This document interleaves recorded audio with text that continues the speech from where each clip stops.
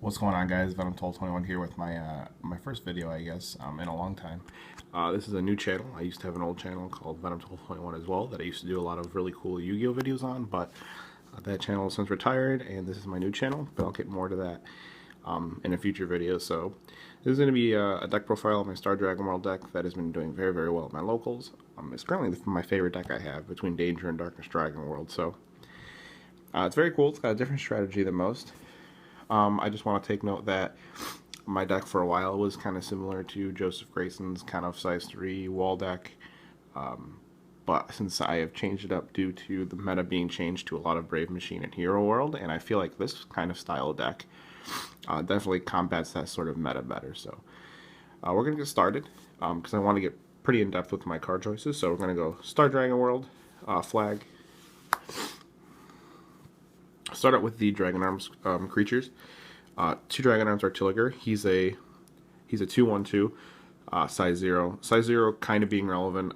You don't play many size 3s, but when you do, being able to get off another attack is pretty good. Not too relevant in terms of being a creature, though. But he is Cross-Knives. When your Neo Dragon battles a size 2 or less, all their effects are negated. So it stops a good amount of things. The main one for me at a local level right now being Soul Guard. Soul Guard is really, really annoying, and being able to one-shot stuff with Soul Guard is pretty good, but he's a 2-of because he's very situational, and, you know, like, we want to optimize our card choices here in a deck that has limited support.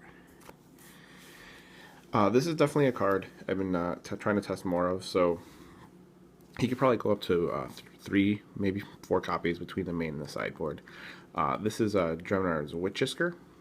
He is the police car, which is pretty cool. He's a 3/2/1. He's a 3/2/1 size 1, so he fits the mold very well with the size 1 being a 2 crit.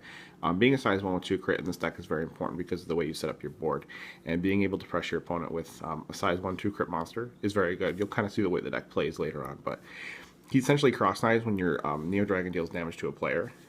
You blow up their item, so good on Brave Machine early, good on Hero World early. It's just very, very good. It deals with their spot on Transformer Red guy, so I like this card a lot. This card could definitely make its way up to 3 to 4 copies in the main board, but we're going to stick with 2 for now. We're going to possibly sideboard a 3rd copy. So 2 inches. Like I said, we're not maxing out him in the main board right now because, like I said, he's situational. So you want to optimize your card choices. You don't want very many dead draws in a deck where like you're playing a lot of 4-ofs, so dead draws could happen.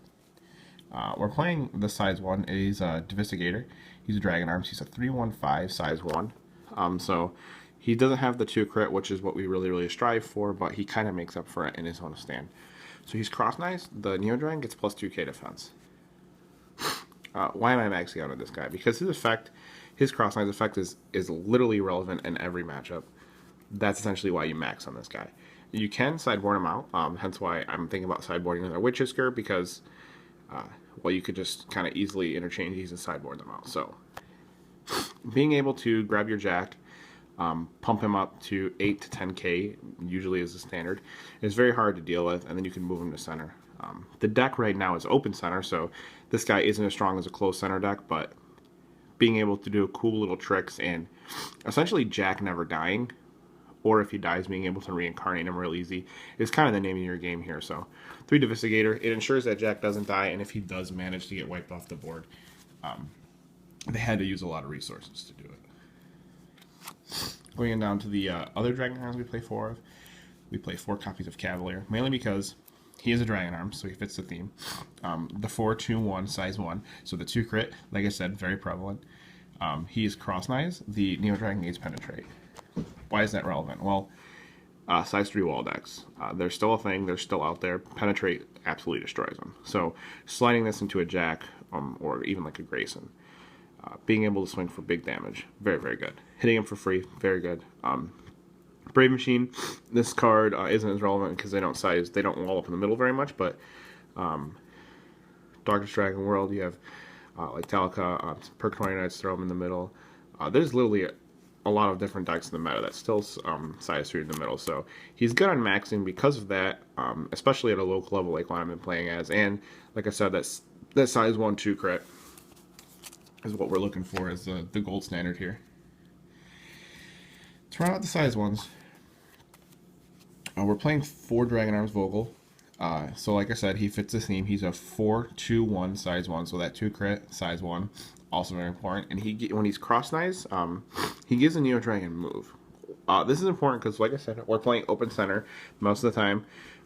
You only close your center if you don't see an item or if you feel like you're going to impact somebody. So this is good because you get to play kind of the best of both worlds, and I really enjoy this card.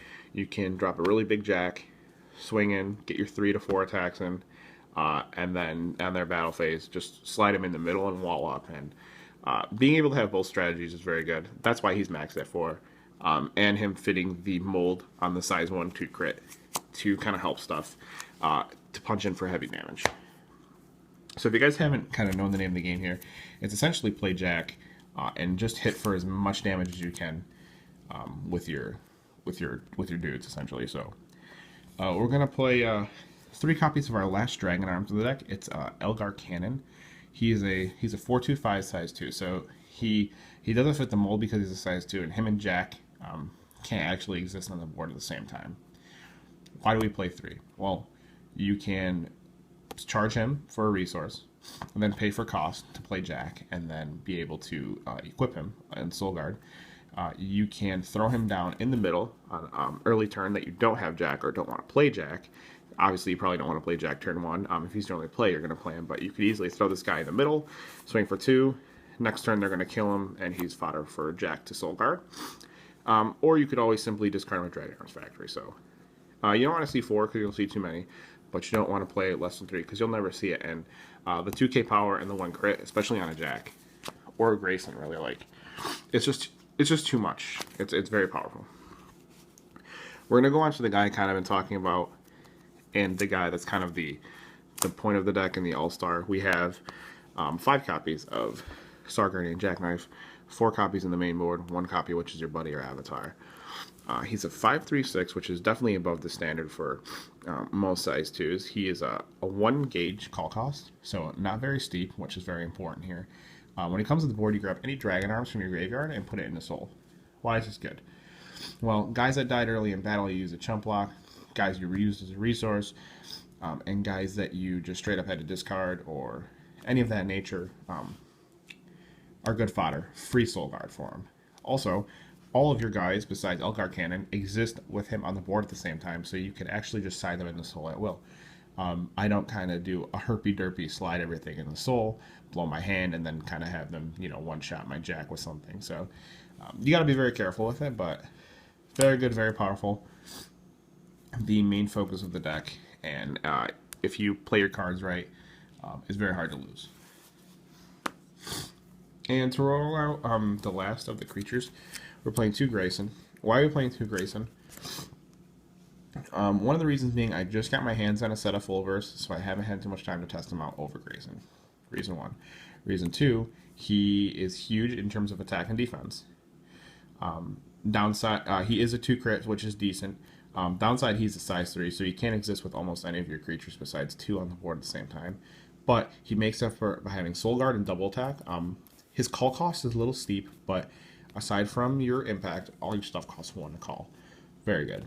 The double attack is strong. When he comes to the board, you look at the top 3 decks, put 1 into Soul, and he has Soul Guard. So you can get lucky and hit a Dragon Arms, or if you don't hit anything, it still goes to Soul and he can still be saved. He's a good replacement if you haven't drawn Jack this turn, but I'm not sure if it's better than Full Burst, and I'm not sure if I want to cut him for Full Burst because the double attack, being a size 3, you still get your 3 attacks in. So you get 2 attacks with Grayson plus your weapon. And if you're lucky enough to have a size 0, that's 4 attacks. Going on to the spells, they're very straightforward, very simple. 4 Earth Barrier is your shield. It's nullify, gain 1 life. Very basic, but good in this deck because you're playing open center. The 1 life is actually relevant to you. 4 copies of Proto Barrier. It's your blue dragon shield clone. Definitely a very good shield for us because we don't have too much resource adding as far as the gauge goes. There are cards that they offer, but I don't play them. So this is nullify, gain a gauge, which is just enough to kind of help you out. We're playing 4 copies of Dragon Arms Factory. This is essentially recycles cards. It gets some dead cards or some creatures out of your hand that you want in the graveyard anyway. So this is play this, discard a Dragon Arms, draw 2. Good to recycle. Good to kind of get rid of the Dragon Arms you don't want. A dead Elgar Cannon. You play 4 because about a third of your deck is Dragon Arms. Going on to the last spell. 4 copies Sudden Wormhole. Why are we playing 4 copies of Sudden Wormhole? Well, pay 1 gauge is the only resource. And then you get to grab any size 2 creature from your graveyard and put it on the board.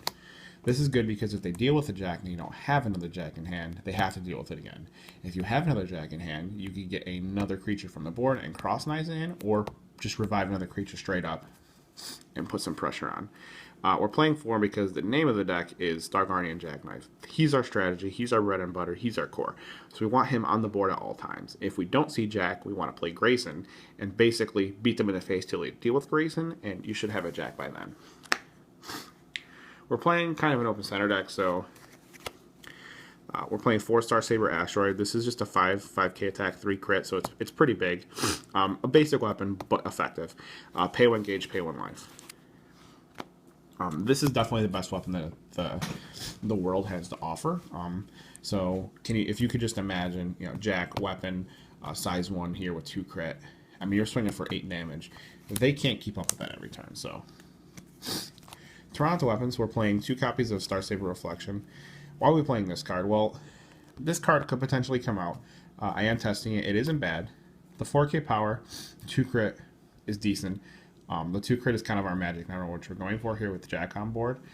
You do gain a life when you activate it, so you could potentially recoup some damage.